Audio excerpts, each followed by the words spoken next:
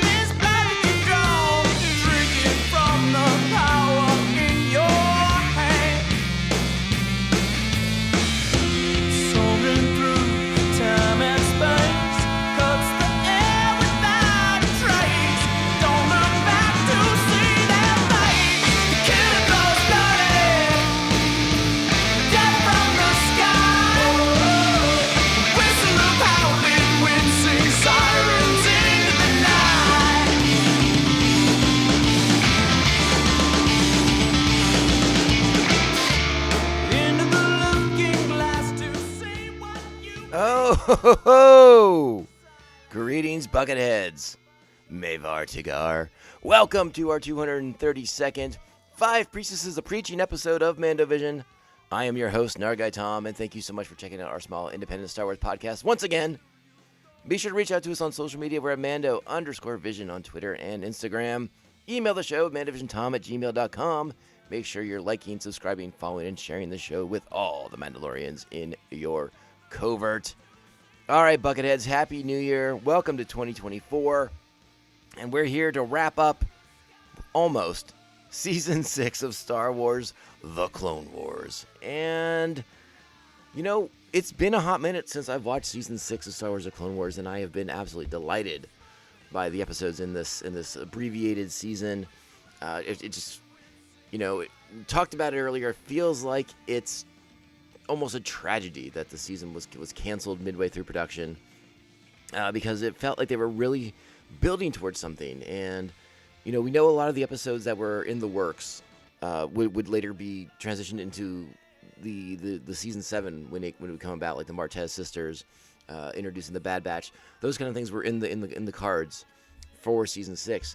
But interestingly enough, and one of the things I want to try and would like to go and do a little bit more research on is if they were going to pick up some of these threads that they're doing in this arc, which is the Jedi realizing that they've been manipulated since day one, that the whole situation with them and the clones and Sifo Dyas, it all ties back to Count Dooku and to the Sith.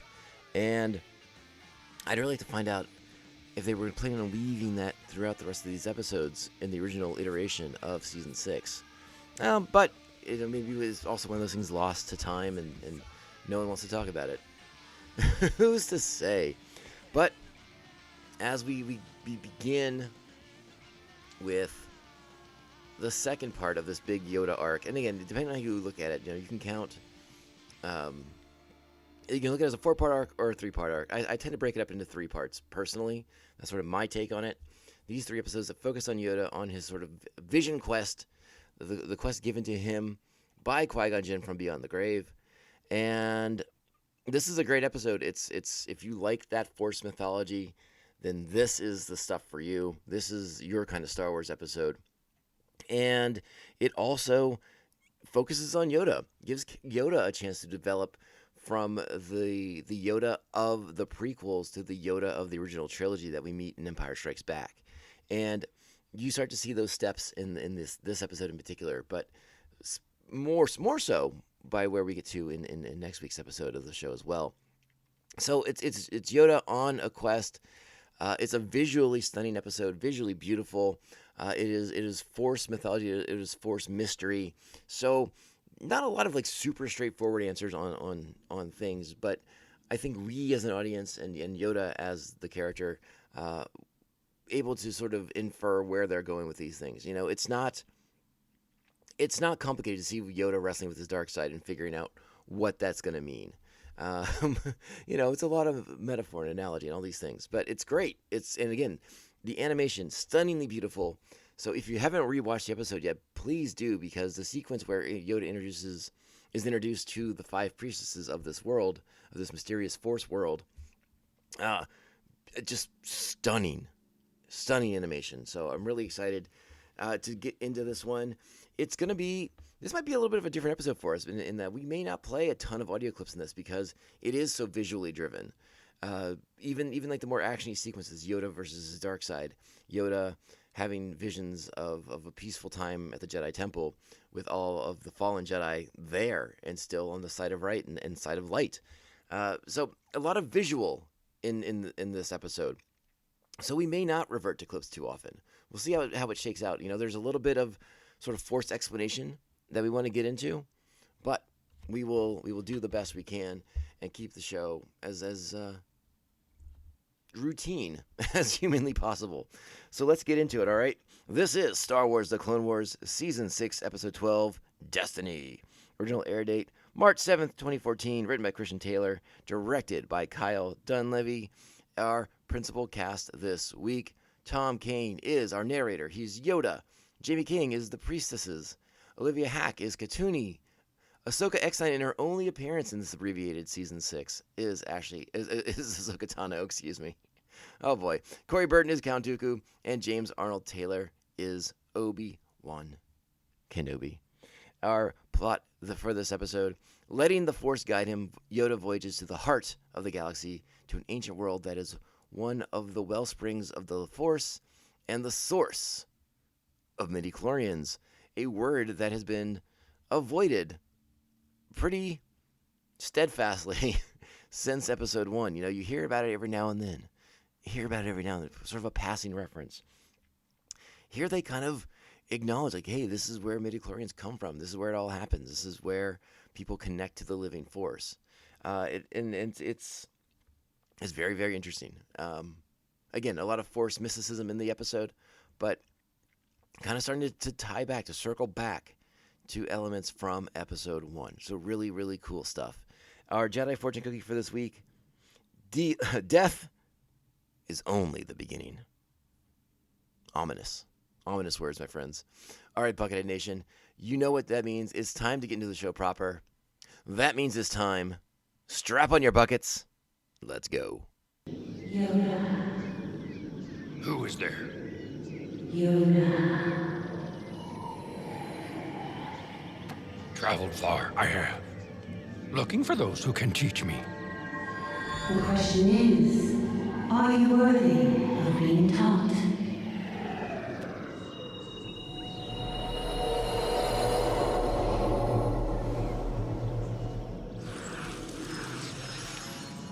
You are late. We have been waiting for you, Master Yoda. Late? How did you know coming I was?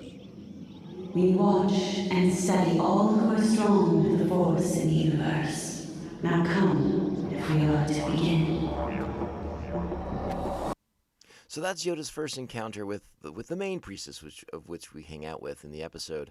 But I want to back up to the very beginning as Yoda arrives in his shuttle with R2-D2 in tow, and they come across this world. The path of the Force has led Yoda to this world. It seems like almost like this gaseous nebula kind of thing. It's just like this ball of light with energy emanating out from it, and we don't know what it is yet, but it's visually striking. And Yoda, he senses that beyond that light, beyond the gases emanating from the planet, that just because the sensors aren't indicating anything, Yoda believes there's a world in that light. So he lets the Force guide him, and he plows forward into that nebula, and then quickly realizes that he's no longer in control of the ship. He's being guided there by the Force, by whatever beings are beyond the veil there that they're piercing. R2-D2's knocked offline.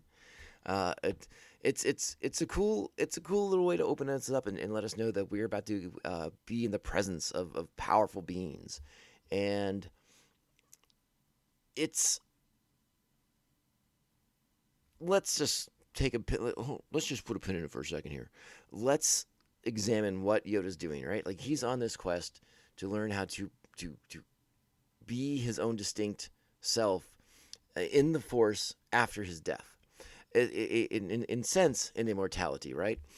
But I think we have to compare that to the sort of immortality that someone like Palpatine and other Sith Lords have sought throughout the years. They want an immortality that keeps them in the physical realm, right? They're not looking to be a Force ghost that can manifest itself through the Force. They crave to keep their power to themselves. If they die, that means someone else is the Sith Lord, right? Someone else then takes from them. And the Sith are all about keeping power to themselves. They're all about extending themselves as long as they can. They want to stay within the physical realm. Plumbing the depths of the Force for a different sort of immortality doesn't seem like that's what's on their radar. Palpatine's like, it's all about the physical for him, right? Like he's for learning how to clone bodies so that he can transfer himself from body to stay alive in that physical sense. He wants to be part of that version of the Force, right?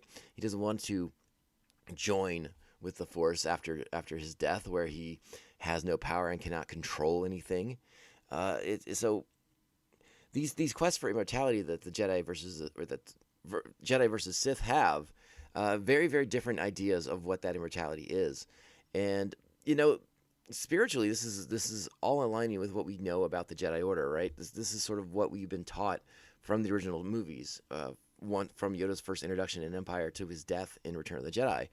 This all kind of coalesces and makes a lot of sense when we connect the dots in the right way. Like a lot of the things that Yoda teaches Luke in Empire and in Jedi, are things he begins to learn here on this world, on this quest. And so that's why I think this arc is pretty significant stuff, because it's Yoda, the Jedi Master, who we believe is all-knowing, learning, being taught something he doesn't know. And it's cool to see that in that regards, especially the opening here of this a sequence where they sort of have to break down Yoda, because Yoda has this perception that he knows everything already, that what possibly could these priestesses teach him that Yoda isn't already in his 800 years of life. And so the way they break him down is very, very interesting. And again, it ties back into elements of Force that we know from Yoda himself, from his teachings in Empire, confronting his dark side, confronting his hubris, learning to let go of things and trust the will of the Force, and all these sort of Jedi platitudes that we've learned over the years. But now we're seeing Yoda learn these lessons in a way that is more impactful to us as an audience, who can connect the dots to where this is all going to go. Because again, as Qui-Gon sort of hinted, the Jedi Order is going to fall, and Yoda's under the impression he can save it, but he's not saving it in the way that he thinks he's saving it. Yeah, and he learns that in his second vision when he goes to the temple and he sees all the dead Jedi, and he sees Ahsoka on the ground calling for him, asking for his help to save her. Excuse me. These are all really important moments for Yoda that get him to where we need him to be in Empire and in Jedi. We're transitioning from the reluctant warrior of the Clone Wars to the spiritual Jedi Master that we meet on Dagobah in Empire. And so I just want to kind of hammer that home a little bit with everybody, because these are big steps. Again, more Jedi stuff. These are the first steps in a lot of senses for a larger world for Yoda in the sense of the Force and his understanding of it and where his place in it is. And how he can save the Jedi Order in a very, very different fashion than what he probably imagined when he first began this. So it's really, really neat stuff. And again, let's go ahead and get to that first trial that they put him on, where he must confront his darkness and his hubris. But first, I want to to kind of play the aftermath of the sequence after the priestesses, right? A great piece of animation where he's in the chamber with the 5 priestesses, and they do the spinny thing, and all the masks kind of come together as one. Really, really cool. And Yoda wakes up, and he's with the initial priestess that he met before. And this is where we start to get some explanations of where we are. So I did want to play this bit of a sequence as well, as Yoda is on his way to his sort of first trial here. So let's go ahead and check it out.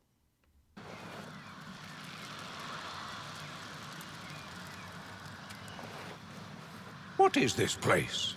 All that surrounds us is the foundation of life, the birthplace of what Jewish science calls midichlorians, the foundation of what connects the living force and the cosmic force. When a living thing dies, all is renewed. Life passes from the living force into the cosmic force and becomes one with it. One powers the other. One is renewed by the other. This I know. Come with me. All right, so now they're going to do their journey here to Yoda's trial. And again, this is good stuff, so get ready. Yoda recognizes you not. See not what is inside Yoda. I choose not to give you power. And yet you spend your days in the decadence of war. And with that, I grow inside you. Know your true self. Face me now, or I will devour you. So I really love the shadowy, gremlin-y version of Yoda, his dark side.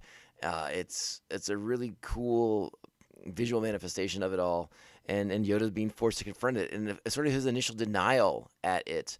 But as the battle progresses between the two sides of Yoda, he slowly comes to recognize it and understand it and understand what he needs to do. I don't want to spend too much time on the back and forth of the battle. I just want to kind of bring it to an end because, again, it's about Yoda's progression here, Yoda's development here, is his understanding growing. Again, before he entered, he sort of expressed, like, I know how to do these things. I'm Yoda. I got this. And, I've put away my fears. I've put away these things. And now he's being forced to confront the fact that he's been in denial about this for a little while, particularly since the Clone Wars.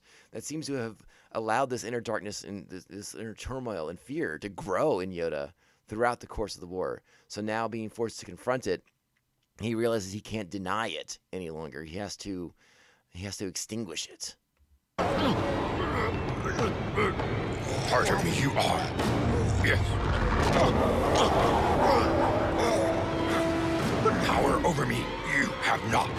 Through patience and training, it is I who control you. Control over me you have not. My dark side you are. Reject you I do.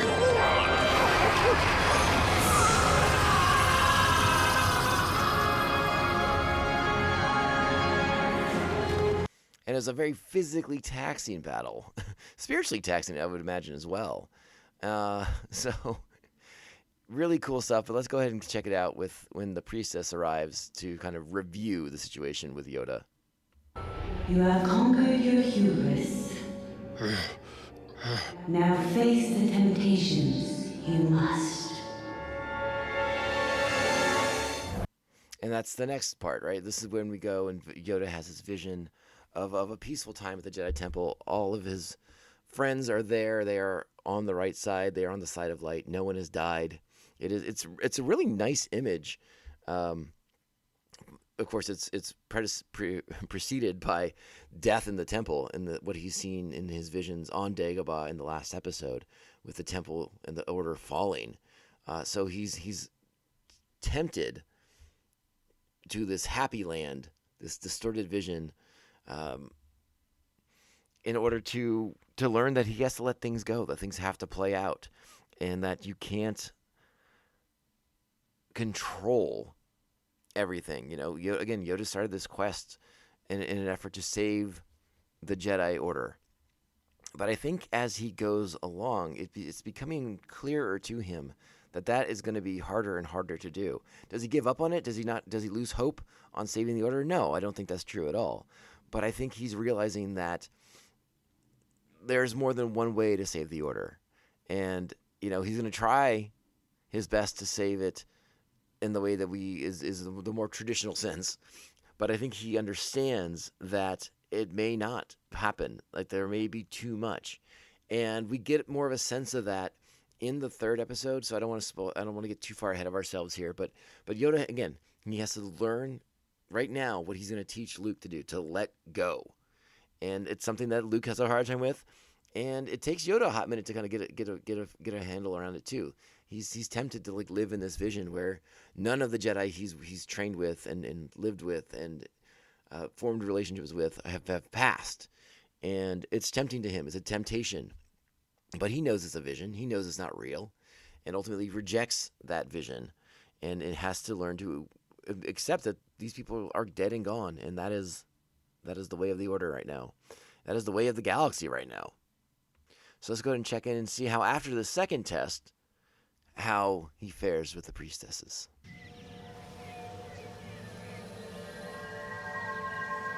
You have done well, but to succeed, your life must be spent learning, practicing. Please, show me who you are. See your face. I must.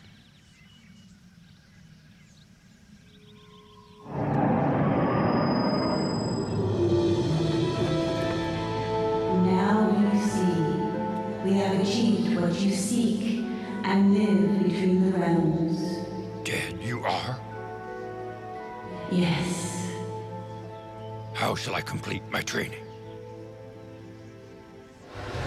You must face the ultimate test, the ultimate seduction, the gravest of journeys. You will travel to Moribond. Moriband. Journey through the ancient homeworld of the Sith. Face all that you fear. All that haunts your soul!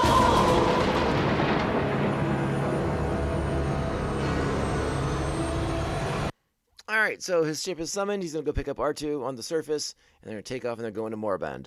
Moriband, if memory serves, this is the first time Moriband is used as the name of the Sith, and it is a sort of, if you are from the EU, like I am, not the European Union, the expanded universe of the Star Wars, the old expanded universe, you remember the homeworld of the Sith was Korriban. And apparently, what I have heard, what I have read, is that George Lucas thought that was too similar to Coruscant, and so he wanted it changed, and they came up with Moriband instead. But it's the same place. So if you remember Korriban from the old expanded universe, this is the same place, just with a different name, a second name. And I think Korriban still works itself into canon. It's sort of like an acknowledged other name for the place. How does this tie together with Exegol? I'm not going to talk about it. I don't want to talk about it. We're just going to move on with our lives, okay? Apparently, like, Exegol's where even when you were on Moribond, you wanted to go. We'll get to these things one day, but let's just focus on Moriband for now, the ancient homeworld of the Sith Empire, the Sith Wars. And in the next episode, we get one of my favorite inclusions from the EU into the main lore. Now, again, this I shouldn't say too much, because I mean, it is lore that was initiated in the aftermath of the prequels, but it could have been thrown out with the bathwater when Disney bought it, but folded back in, so now we know it's real. And if you're a big fan like I am, you know exactly what I'm talking about. That's a sloppy tease, I'm not gonna lie. But that is the episode. This is the first part of Yoda's quest, and I really like it. It's 9 buckets. It's easy money. It is a good time for Star Wars fans all around. And again, it's an important episode for what it's doing for Yoda as a character, the way we're breaking him down, the way he's learning about the Force in a way that he doesn't understand just yet. And that's going to be very important for when he teaches Luke Skywalker in the original trilogy. But it's also important in the sense that we get to see these things. We get to see Yoda on this journey, because we get to see him transform as well. And I love that aspect of it. It's really, really great stuff. And of course, the animation in this arc is excellent, really visually dynamic. And they do a great job. And if you're listening, again, I've mentioned Kevin Kiner in the last few episodes. He does another stellar job of staying true to the Clone Wars music that he's come up with over these 6 seasons. But now he's starting to incorporate more elements from the films. You're getting a little bit more of that John Williams in there.